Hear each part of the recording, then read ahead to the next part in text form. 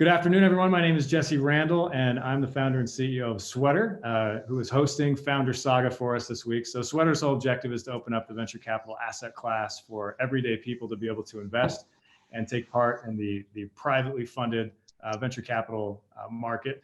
And Digitize and Michelle's company is part of that market as well. Maybe one day we'll be an investor in your company, Michelle. That would be wonderful, Jesse. I'd welcome that.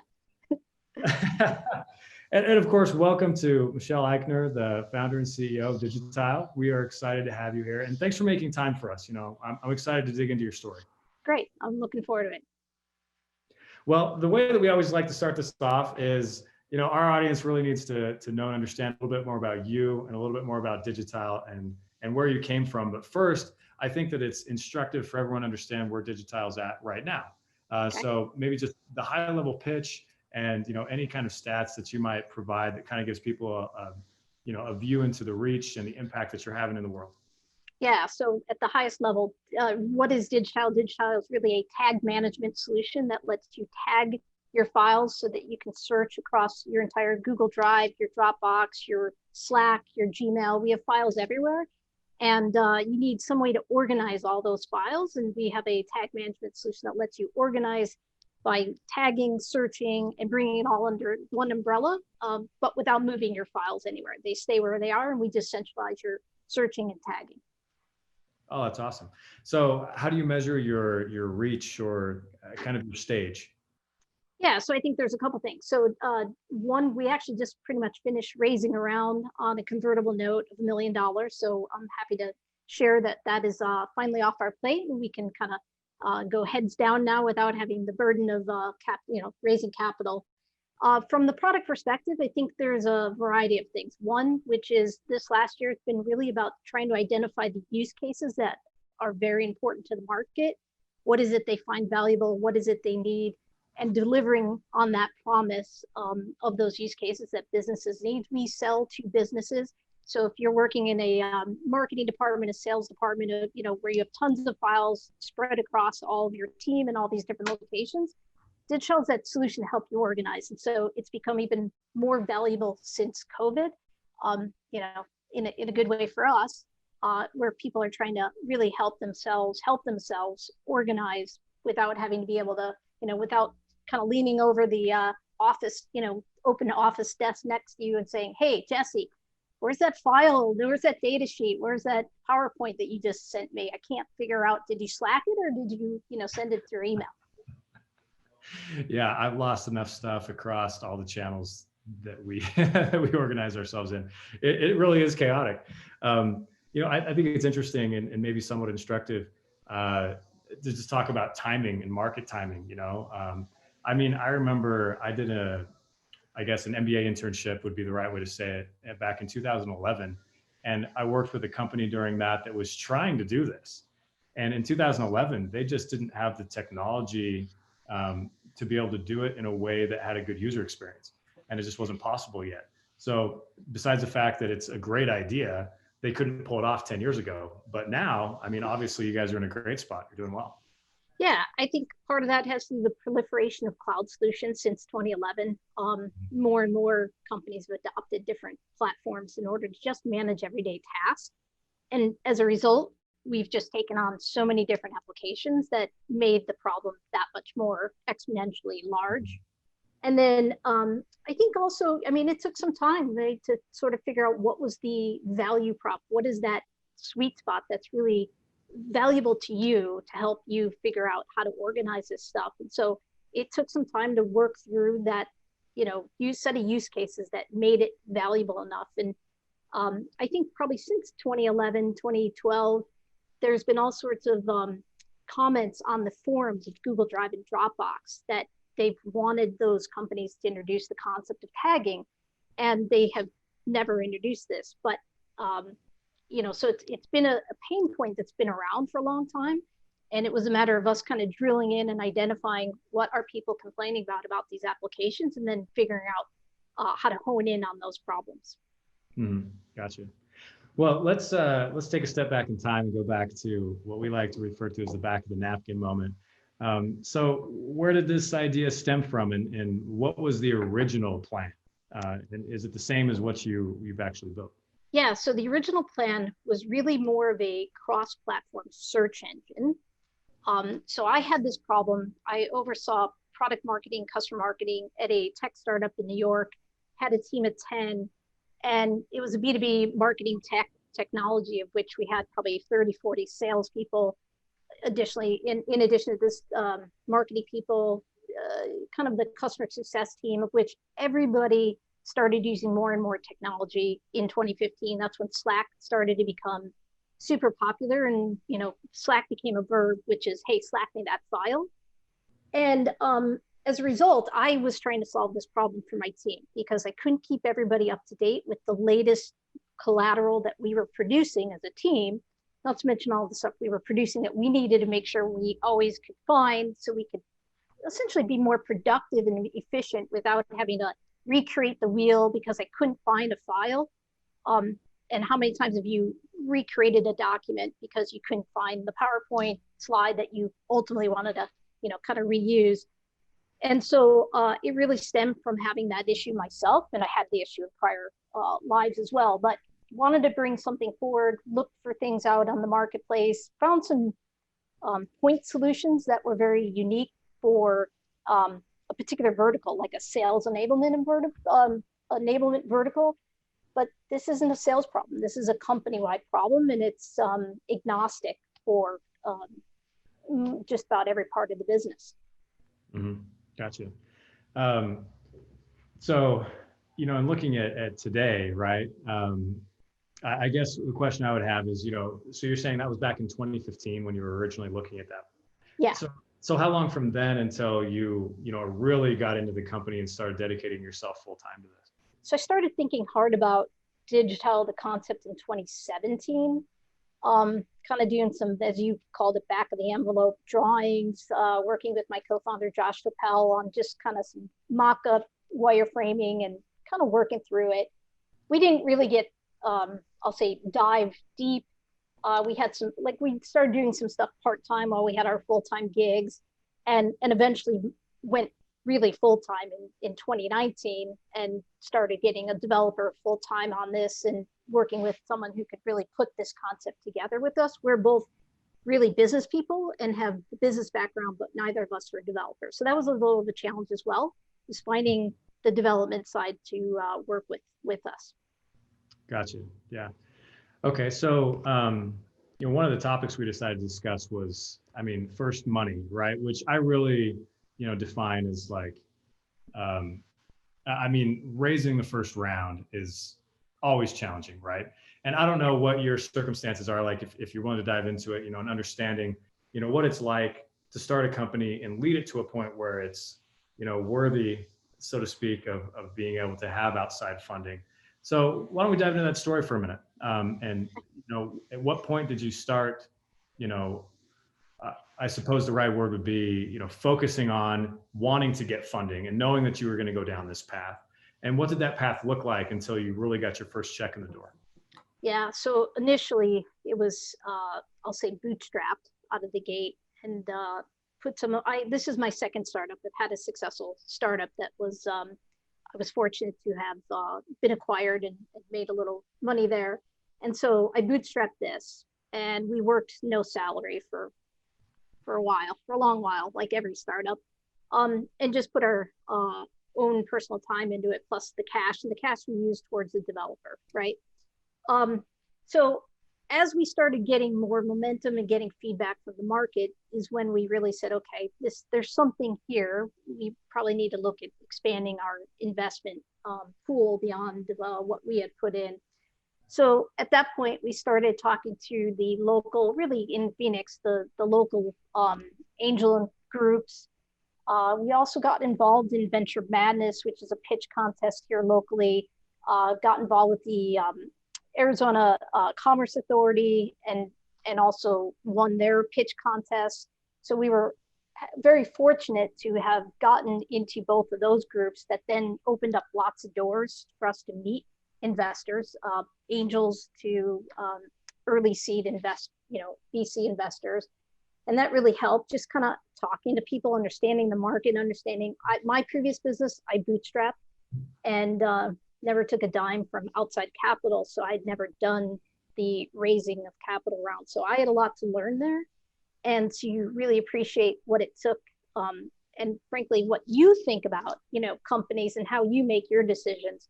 And it took some time to really understand that, and a lot of, banging the head against the wall, because it's one of those, you can read a bunch of things, but sometimes until you actually go through the process and learn them, it's better than reading the book, if you will. And so we had to learn what that process was like. And I think we got better at it over time. And as we got better at, the business got stronger.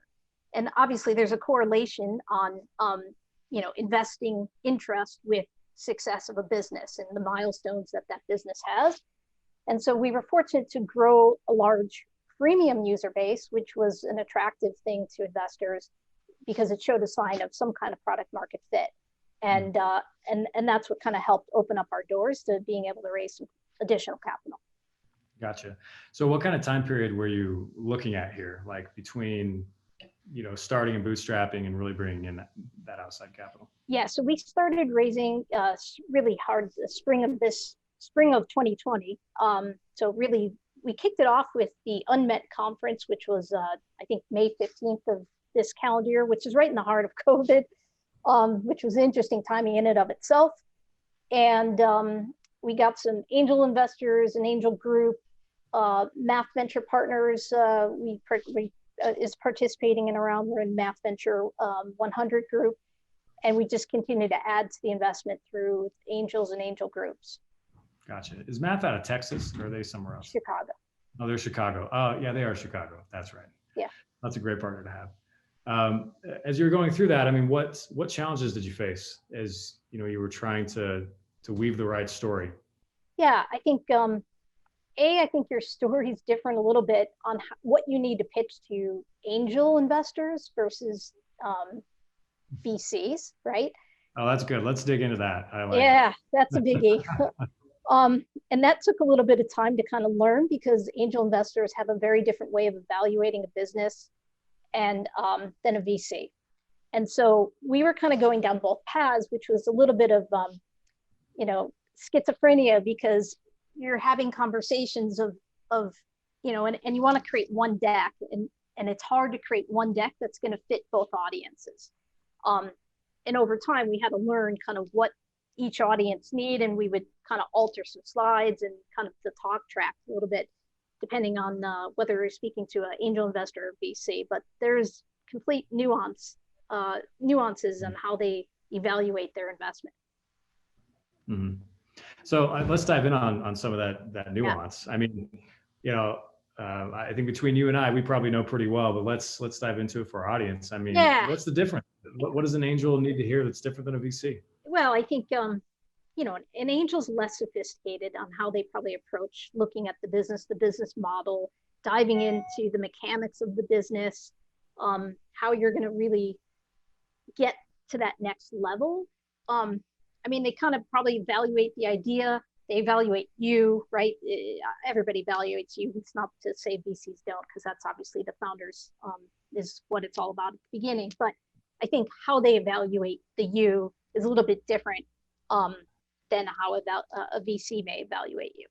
And so nuances there might be an angel investor doesn't really dig into the numbers to the same degree that a VC might dig into the numbers. An angel investor is not going to understand the market and the competition to the same level that a VC is going to, because the VCs probably talk to 100 other companies that probably look like a duck, quack like a duck, and maybe the same duck or some variation of that duck. And so they have a much broader knowledge base, the VC, coming, when you knock on their door, they've already seen probably 100 flavors of your business. And there's very few businesses out there that today that can truly say, I am nothing like anybody. It's just not, there's just not that many absolute rare products out there. And there's enough products out there and businesses out there that VCs have enough comparison to go, look, you kind of fit this category. Where an angel investor doesn't have that background. They see way less deals per year. They're going to see probably less sophisticated type of companies. So they're probably exposure to what even what they see is going to be on a smaller level and probably at a different phase of the company. So they take into account way different things. Am I getting to what you're, kind of looking for? Oh yeah, for sure. I think it's interesting too, just trying to herd the cats when you're working with angels can be very difficult. You said you raised some money from angel groups as well. Would you say there's a difference between pitching an angel group from pitching an individual angel? So the angel group's easier from the standpoint of, they herd the cats, if, using your term. They help, from every standpoint, they herd the cats. And so you're not having to chase down every single individual, where when you're pitching to a singular angel investor, you're in charge of all the processes and staying in touch and keeping them up to date and having those ongoing meetings and discussions and the paperwork on top of all of that. So the groups can be a higher success as far as just, being more efficient for the CEO, so that there's just less hoops to run through of all the different parts and pieces of that process. Mm-hmm. Gotcha. So let's go back and talk about the initial product and how you got it built. So you said that you were able to bootstrap. When looking at the product itself, was that part of that bootstrapping, was actually getting that full product off the ground with your own team and your own, I guess, resources? Yeah, so that was absolutely the initial. And I think out of the gate, we didn't quite know how far, that cash would take us. You don't know quite how long that whole process is going to take you initially. But I'll say I was open-minded when I first came into this, as far as whether or not we were going to stay bootstrapped or raise. And when it became obvious that this is going to be a much larger business and not just a lifestyle type of business, that's when we looked to expand. And when we got to a certain point that we felt comfortable, we could go out and have a conversation with someone like you, Jesse, where we could talk about our metrics and our milestones and what we've achieved and what our both product roadmap, go-to-market roadmap looks like, so that you would frankly have a discussion and be interested in learning more about the business. Mm-hmm. Yeah. So, it sounds like, your mentality out of the gates then wasn't necessarily, we want to go march down the VC route. You kind of testing the water. It wasn't, well, no, I think it was just a matter of, we wanted to get to a certain point, and it wasn't one of those absolute, I will go raise and take this path, but it wasn't a absolute the other way. It was just, we're going to start to build this. Let's see where this goes. And it'd be, just a little bit more open-minded. Again, having previously started a business, and I was fortunate, once I sold my business, I went to work for the company that acquired us, which was IBM. And I was on the M&A side at IBM. So I got to really understand how IBM evaluates target companies and really kind of what that end-to-end process looked like. So I'll say it gave me a really good understanding of kind of both sides at that point, both from the entrepreneur operator side and then from the acquirer side. And I just kind of let that whole process play itself out. Yeah, well, I think that's very wise. I meet so many founders that from day one, they're like, we're going to go raise venture like in 3 months. And they set these like artificial timelines and hurdles for themselves that may or may not be appropriate, because there's so many variables in play, right? When you first start a company. The least of which, or not the least of which, is actually finding product market fit and finding something people actually want. We always have product market fit in our heads, right? Yeah. It's a little different when you actually put your product out in the hands of real people that have to make a decision to buy it or not. That's right. Even in my first business, I think we initially set up and said, all right, we're going to sell this in 2 or 3 years. Well, the reality wasn't 2 or 3 years, right? The reality was like 6 years. So I think you come to the table with some ideas in your head of what and how you want to approach business, but the reality probably never, to a T matches up to what you initially thought. And you asked me earlier, how has the product evolved? So again, I was envisioning this as we sit on top of all these cloud platforms, and it was a cross-platform search engine. Well, search is table stakes, if you will, even though you can't just easily search today across Google Drive and Dropbox and Salesforce and Slack. Nonetheless, the concept of search is very much table stakes. It took some time to kind of figure out what really the market needed. And our messaging positioning has evolved. I wouldn't say we've pivoted, because there's a difference, in my opinion, of a pivot and an evolution. And I would say we're on, evolution 2 of the product, which is more around a value prop is organizing your files with the means of tagging and being able to kind of organize through a tag management system. And so there's some meat behind the use cases, because now Shopify companies, meaning companies that use Shopify for their e-commerce platforms, marketing teams, they have so much volume of content, they want to start tagging them to make it very simple to be able to have many paths into finding that file. So you raise an interesting point there as you talk about the use cases. So when you think about your MVP, it's easy to say, it's a search engine that layers on top of all these cloud platforms, and that's the MVP. But really, it seems like it needs to be more narrow than that. Like, you're going after a specific customer type inside their use case.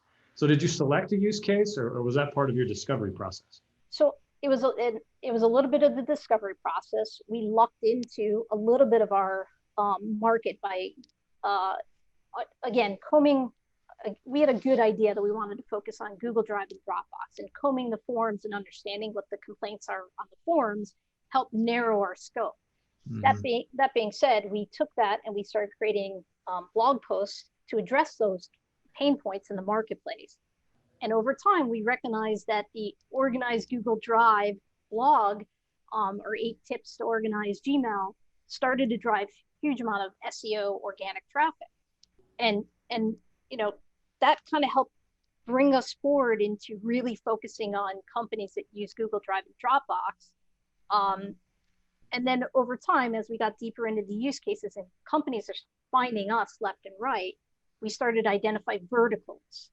And that came over some time, but we built up a reasonable amount of traffic of people coming to us. We have a freemium offer so they can try it. And then June of this summer, we kind of picked our head up and said, there's a ton of e-commerce business coming to us. Here are some specific verticals. And then we dove into those verticals to go, what is it their pain point really is? What are they specifically trying to solve? And how does this relate to their business? And then we started having conversations with them.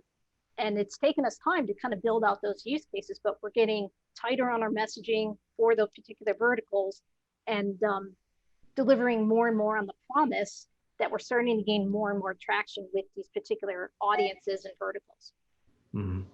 Yeah, there's something, psychological about having customers under your belt when you go to talk to new customers.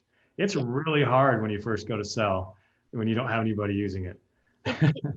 Well, yes. And that's where you really need to, one of the things I think we wish we would have done is to even more narrow our focus on, when we built this cross-platform search, we said, hey, we need to have you be able to search across Google Drive and Dropbox and Slack and Gmail and Trello and all these applications. So we developed out all the technology to do that.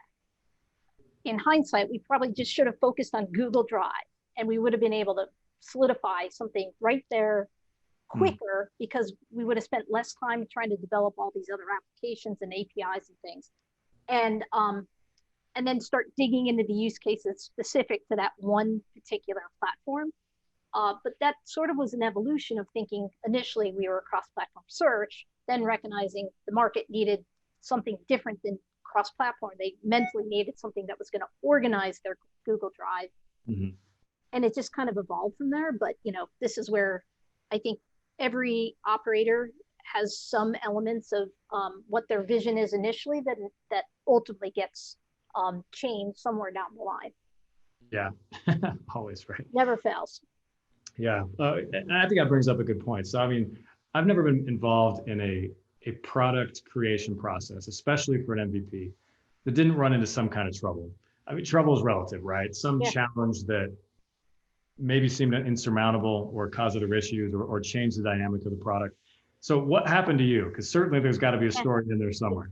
So probably a year and a half ago, early in our, I'll say, development of the product, we had a defense attorney. So legal is one of our verticals. And we had a defense attorney that was using Digitize to essentially go through this discovery. He had a case and he needed to have digital, by the way, extracts all the content from the document so that we can improve your search with natural language processing. So he had probably 400,000 files that he had put through our system. Well, being an really early MVP, you can appreciate we probably were not at scale to be able to handle one account that had 400,000 files. Our early indications where your average employee has about 10,000 files. That number is actually about 50,000, by the way. Your average employee has about 50,000 files and 24,000 folders. Anyways, this gentleman had 400,000 files. And I'll say it definitely broke our system, of which we had to then say, A, what did this do to the rest of this business? B, how do we put rails in place to help ourselves on these edge cases? Is this an edge case? And what is everything that we now need to sort of evaluate as a result of, this one client blowing up our entire system? So yeah, that was our early aha, gotcha moment on what do we need to do about this. Right. Okay. So define break the system. I mean, what actually happened there? Yeah, without getting too technical. So at some point, when we consume, we index all these files. I'll say our system pretty much just couldn't ingest and do the indexing process that it should normally do on files. So it pretty much shut down our ability to do any new customer that came in after that customer and process their files. So it literally kind of shut down the back end from processing any net new customers' files and indexing them. And we then had to kind of, juggle some things behind the scenes to try to prevent us looking like we were, completely down, and eventually got ourselves out of that problem. And, I'm not going to say that was the last problem, right? You continue to learn as the business evolves and you go down all these different, and as you expand your use cases, you expand sometimes problems. Mm-hmm. So how did that client react? I mean, I think that's probably one of the most nerve-wracking things as a founder is putting your hands in the product of someone real and having something not go the way you said it would. Yeah. So I'll say it this way. We were able to recover this particular client's files pretty reasonably quickly, within a matter of 24, 48 hours kind of thing. And it's one of those things that he probably wasn't in the system on a daily basis. Because I don't know, just the way his case load worked. So we were able to kind of mask a little bit of it for a bit. At some point, we were very transparent. We said, look, we are not the right solution for what you're trying to do. And we essentially fired him politely and try to be very transparent about it rather than trying to hide from it. And I'll say, so it ended okay. We certainly didn't earn the business, and we never went after him after that, just because I don't know why, but we never went back to him, even though we could handle that volume today. Yeah. Well, I mean, also that's a tough thing to go through. I mean, firing a client and, potentially, I assume that probably lost a little bit of revenue for you. Yeah, a little bit. That's one of the things that we have. That's where a company grows up in the startup phase, is when you realize that you can't attack all the business that you get because it's not either good business or that you can't handle that business right then. And so we have probably gone through that a couple times with various different sets of paying customers where we sort of said, look, you are not our sweet spot. We can't reinvent, a path just to kind of manage your use cases. We're better off without, kind of trying to work something, with Band-Aids and what have you. But that's a learning process. Like, we have gotten to the point where we've learned who are good prospects, not to try to consume every prospect that comes our way, and to work on being very focused on trying to find the right business that fits what we can do today. And then, each month we get a little bit better at handling different use cases and we can go after new business. But that's a part of the growing up process. No, and I love that you brought that up. The whole notion of seeking out the right kind of customer and for what your product can do, right? And not trying to spread yourself too thin. And and trying to over apologize and make things work when they're not working, and really allowing yourself to focus. That's such good advice.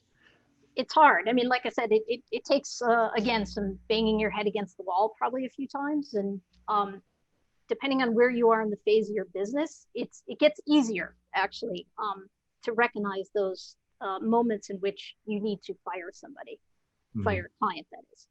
Right. So let's get a little bit more technical on the product for just a few minutes.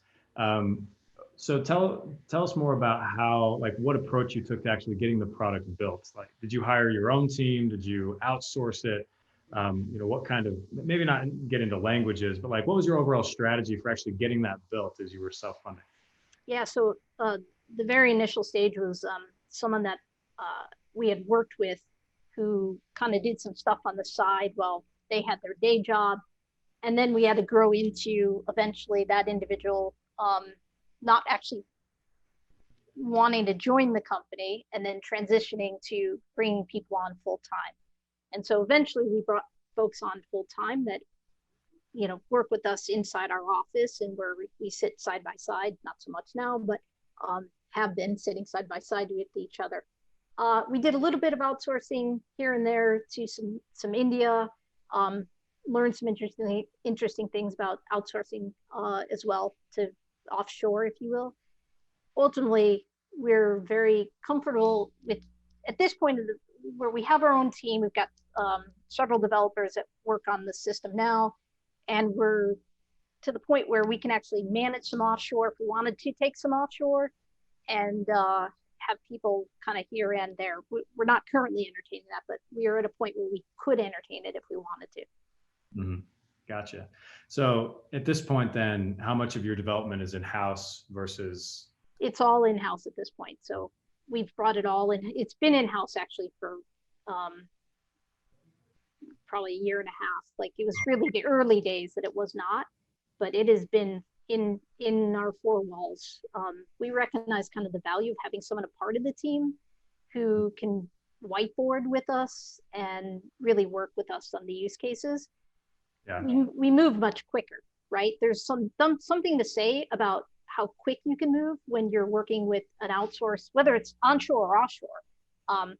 Offshore adds more complexity, but nonetheless, I think your business can move quicker with your own set of people up to some point, and then that may evolve again. But I see the difference between the speed and the quality. Mm-hmm. So if you could go back in time and do it all over again, what would your setup be? So I think we would definitely find a third partner, founder who actually had the skills. So we had two business people that came to the table who had the business idea. And although we're both very technical, still not to the point where we could sit down and do the whole, do any of this all by ourselves. I think we would have gone down that path by bringing a co-founder on who actually could be that technical co-founder. If you could find one, right? Yes. That's an entirely different discussion, different problem. That's right. That's right. Well, we've just got a few minutes left. I'd like to turn just the time over to you and, have you offer any, words of advice to these founders that are either in the trenches or thinking about jumping in. This early stage is, in my opinion, probably the most stressful and unknown as a founder. Yeah. The stresses just change as you evolve. But, talking to that group, like, what would you want them to know for those that are in the trenches or thinking about jumping in?